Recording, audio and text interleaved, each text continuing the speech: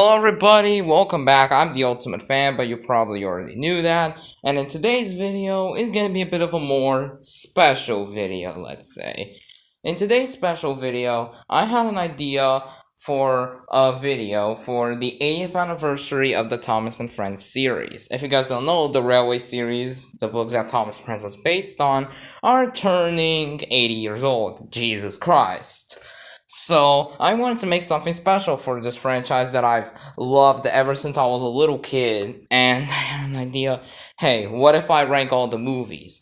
And I decided to record this video right after I got done watching the last few I haven't seen yet. And oh boy, I've seen these movies around the span of maybe 3 years. So, I didn't decide to rewatch them all for this video because, hell, I have a life, you know. So, my memory's gonna be a bit faint on the ones I've seen like a while ago, but, I'll try my best to convey my thoughts. So, yeah, let's get to it. Alright, first movie, Thomas and the Magic Railroad. Okay, where should I... Okay, I don't want to cuss. So, this film is something I really don't know about, because I told you this film has... I'm not saying it's bad. I know, this film is really weird, and it's kind of weird, but, I have tears here, you can probably read them since I'm a lazy fuck, but, yeah, Thomas and the Magic Railroad, I think it's an alright film. I told you I'm not gonna go very in-depth, so that's why I recommend before I make this tier list to go watch the films yourself.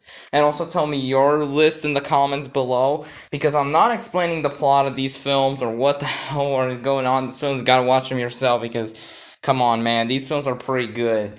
Magic Railroad is a film that is kind of annoying. I know there's stuff I like about it, I don't like about it. First of all, it's Model Thomas. I can't say no to that. Diesel 10 is a really nice character. But other than that, really nothing much. I mean, the chase scene is phenomenal with Lady, but other than that, it's just kind of mid. I mean, the magic element, you can definitely tell this film did kind of butcher the Thomas franchise in a way. Oh yeah, trains talk because magic. It did butcher the franchise. It's not gonna be laughably bad, I promise you. I'm just gonna ramble about the film for a moment. So yeah, it's not horrible, but not the best either. So because of that, I don't know where I'm gonna put it. I guess I'm gonna put it to average because it's a fine film. I don't hate it.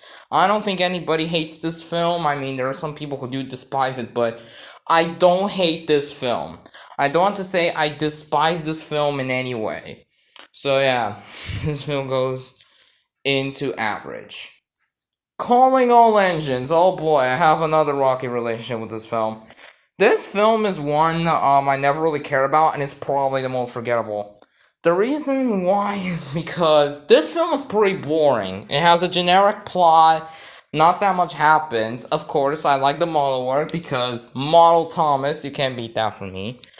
And yes, it's hit era, but I don't care. It was nice to see Diesel 10 again, even though he doesn't act like he did in Magic Railroad, but whatever, I don't care. The songs are pretty catchy too, and there's a fucking fight scene between the steam engines and the diesel engine. That is anime quality right there. I know what you say, but it's anime quality. It's like an anime fight scene, it's like an anime fight. Yeah, that's why I see it, and that also has become quite a meme, I think. But yeah, this film does... First of all, this film really drags on for way too long. And then there's the learning segments. Oh my god, why did they have to add the learning segments?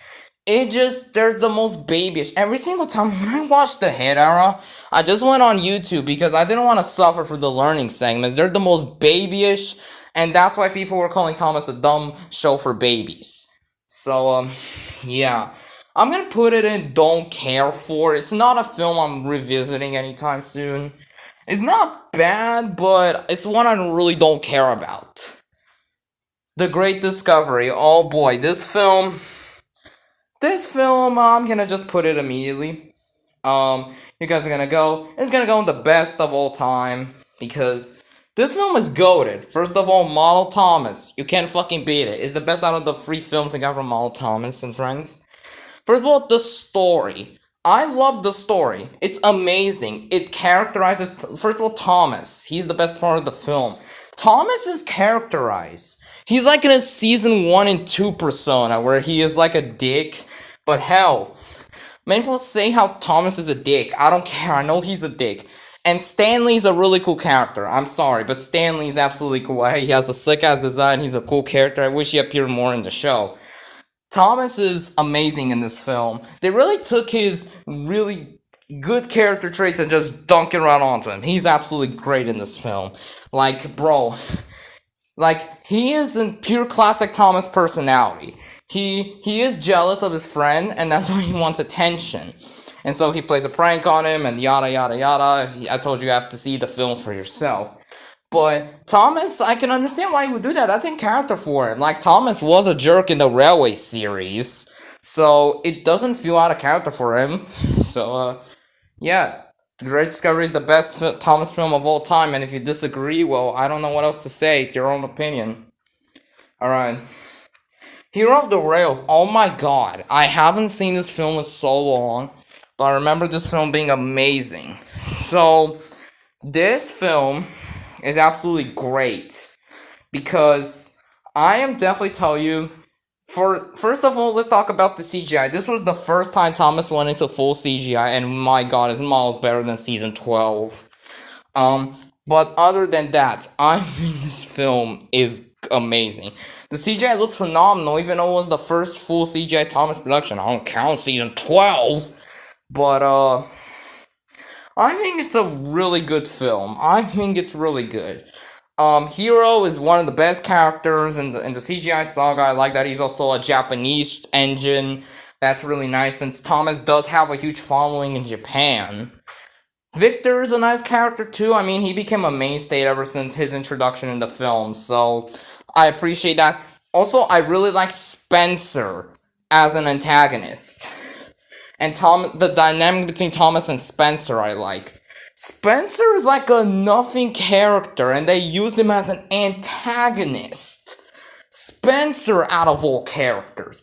You expect someone like Diesel, but since they chose Spencer, it's absolutely crazy that they chose Spencer. And it's not like, I know, Spencer works better with Gordon, but we don't really see that much of Thomas and Spencer's dynamic in the show together. It's perfect. Thomas is this character who wants to help Hero, and Spencer is just like this cocky bitch that doesn't care. So yeah.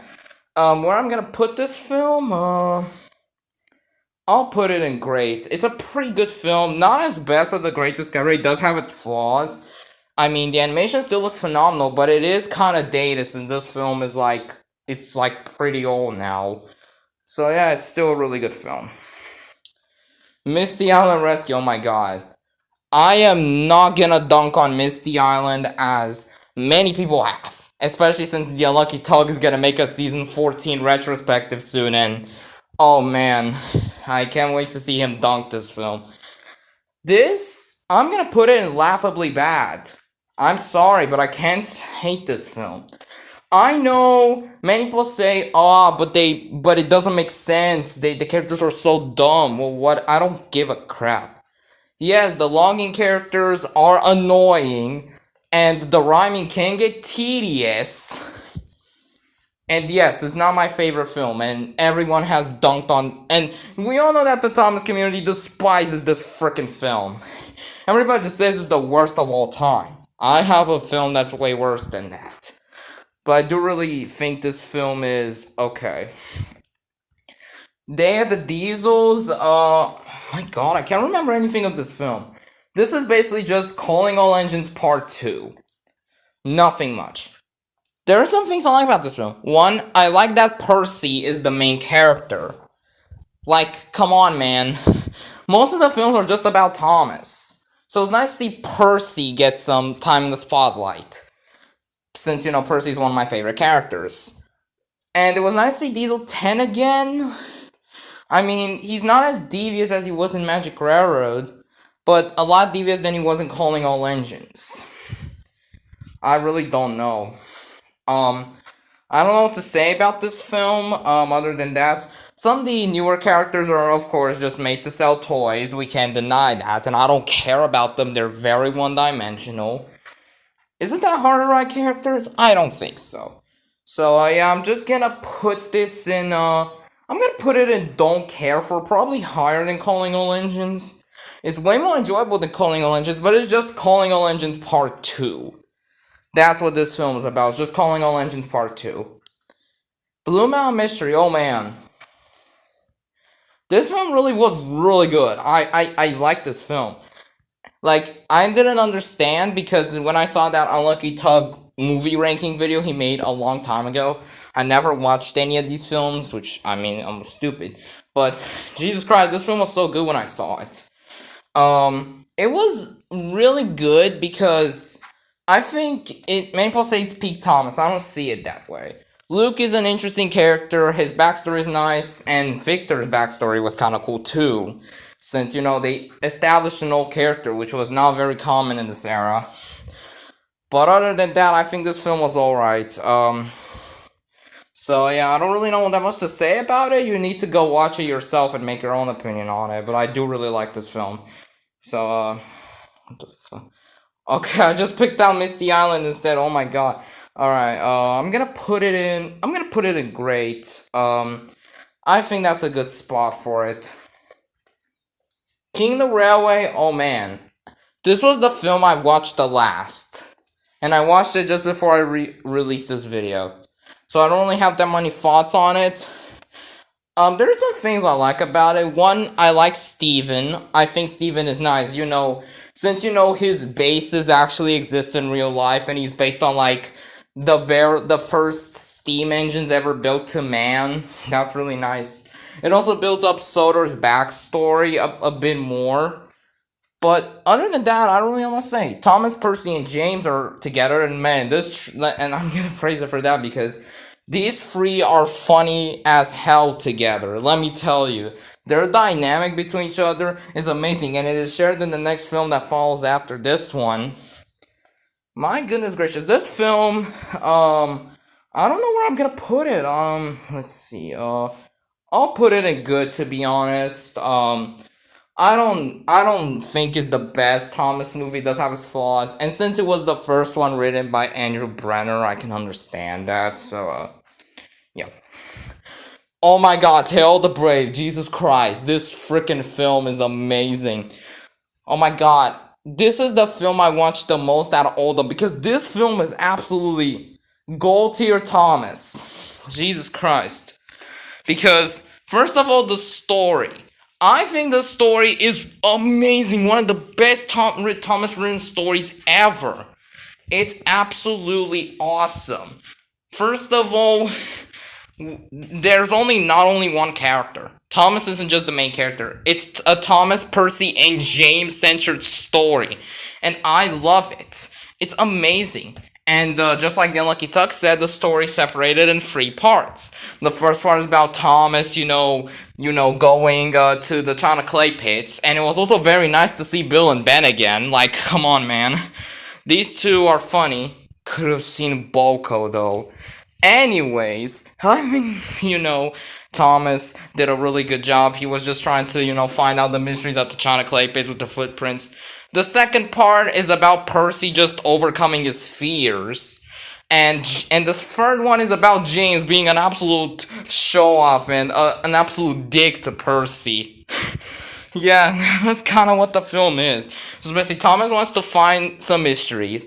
Percy is scared of the mysteries. And James is an absolute dick to Percy. So, yeah.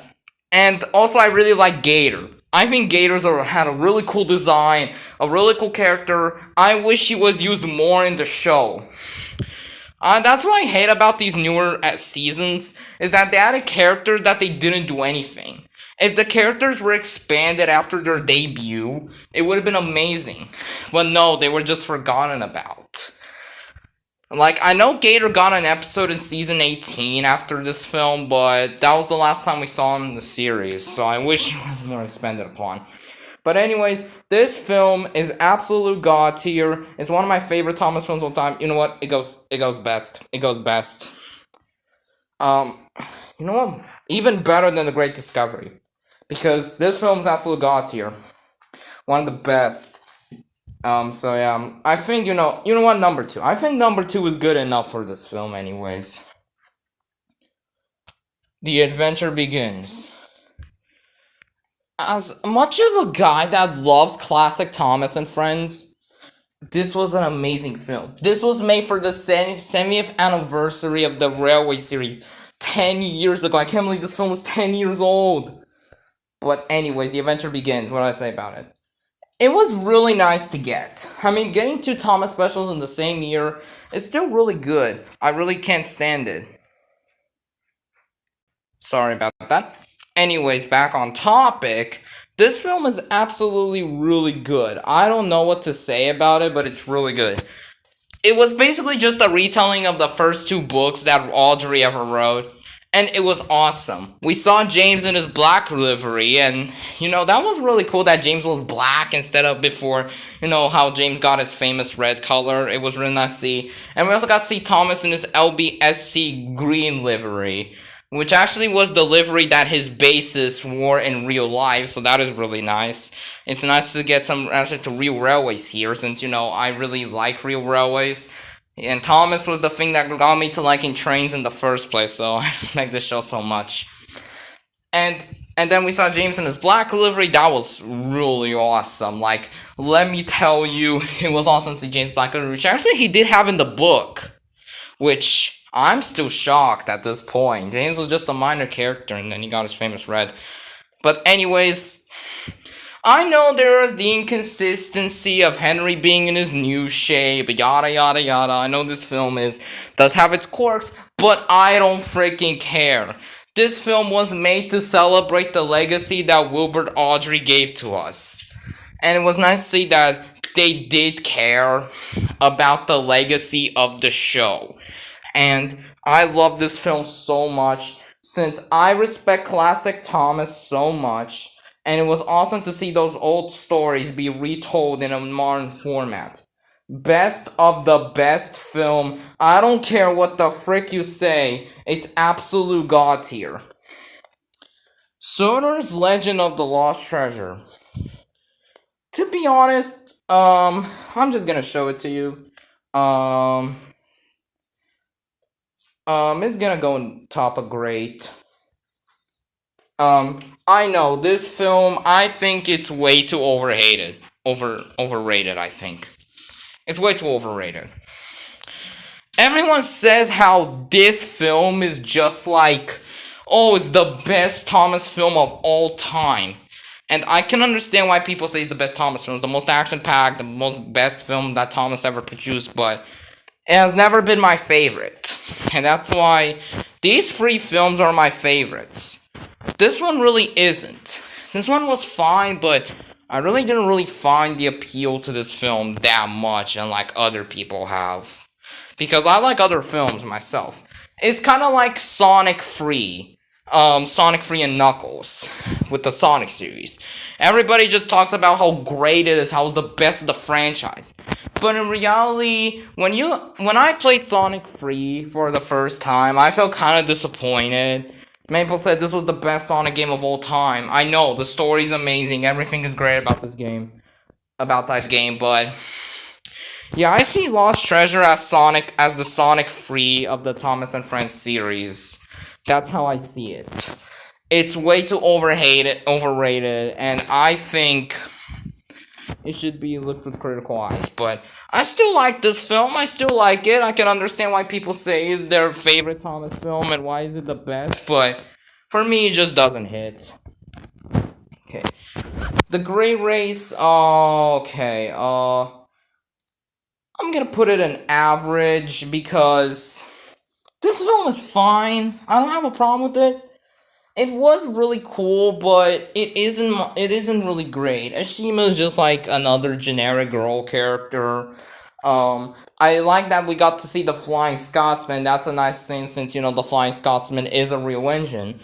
I know he appeared in season 3, So shut up, that's not his first appearance. His first appearance was in season 3, god damn it.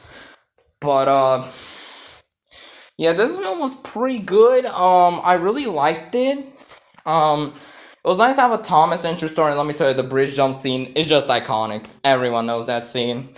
Even Diesel D199 made a recreation of it. That's how good it was. I don't think this is a good Thomas film. I know. But I think it's fine. I think I like King of the Railway more than this film. Because King of the Railway had more of a story going on. For instance, Thomas wants to participate in the Great Railway Show, and I mean, it was kind of predictable in a way. You know, Thomas just wanted to go to the Great Railway Show. I told you have to watch the movies before watching this video, or else you're cheating. So yeah, that's all I gotta say about this one. Journey Beyond Sudarban. I know this film was way too overhated. I'm gonna put it in average as well. Average, because this film is very average in my eyes. I know there's the bouncing, which I can ignore. I know they were trying to compete with Chuggington, which I can understand that, but nah. This film is pretty boring too. It's very boring, and I really don't know. It's extremely boring. Now I did have a really good time with it. The songs are really nice. And you know, the new characters, they don't do much like the villains. But the best part of the film, by far, the reason it's up here, is James. James is the funniest character in this freaking film, and that's why James is one of my favorite characters. I told you I love James ever since I was a kid because, you know, Red. My OC is freaking Red. But James is amazing in this film. He's so funny, and I died laughing at James's scenes in this film because it was hilarious. But I do think one of my biggest problems with it is that it's a Thomas-centric story. What if they make this film just about James? I don't know, James is the one that goes on this crazy adventure, and Thomas has to come and look for him. Or I don't know, make it more about James. But nope, it's Thomas. Every single film has to have Thomas in it. And they don't. The biggest problem with these films is that it's always centered around Thomas. I get it, he's the main character, but he shouldn't be in every single film. They could have just given. What if, I don't know. Let me think. What would be cool if I don't like, they had the Diesels. Percy was the main character. What if they made, and you know, we had Thomas, Percy, and James as a trio together. But it would have been nice to see, you know, I don't know, more other characters, rather than just Thomas every single goddamn video. I'm stirring a lot. I don't have a script, you can tell. So yeah, very disappointed. It's not the worst film in the world. I actually had some dumb fun with it, but nah, it's not one to rewatch. We all know where this is gonna go. We all know that Big Real Big Adventures freaking sucks. Man, this film is horrible. This film is horrible. Let me tell you, I watched it years ago, and I am never rewatching this film ever again. It's absolutely crazy. Basically, Thomas wants to go see the world. He already saw the world in the previous special. And he said he just wanted to go home, and then he now wants to freaking go on a freaking world. Thomas, make your fucking mind. Do you want to explore the world, or do you want to stay on Sodor? And I think you should better stay on Sodor. Whatever. So Thomas is a dumbass. He goes on the world. Nia is horrible. Ace is just annoying as hell, and I'm glad he was left behind. All the countries are very bland, like Africa is just a huge desert, and the other countries are very bland. It's not like Africa is just a huge desert. Come on, man, what the fuck? I know, you can definitely tell they were running out of budget because the show was struggling financially around the time, from what I know. So, you know, the budget was kind of tight. But since this was like Thomas's biggest adventure around the world, I know this was based on that classic thing from Thomas and the Trust where Thomas says, "I'm tired of pushing coaches. I want to see the world." So, yeah. That's what I gotta say about this film. It's awful, and you shouldn't watch it. Don't watch it. Out of all these films you can watch, but this one, no. No, it's just a complete waste of time. Same with this one. Okay? That is my tier list of all the Thomas films.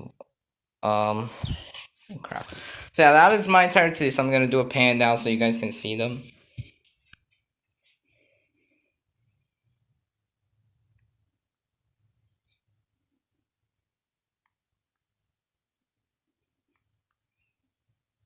Okay, that's it. Yeah, it's been a long recording, so yeah, I'll just skedaddle. So happy 80th anniversary, Thomas and friends. You have really made my childhood. Anyways, goodbye for now.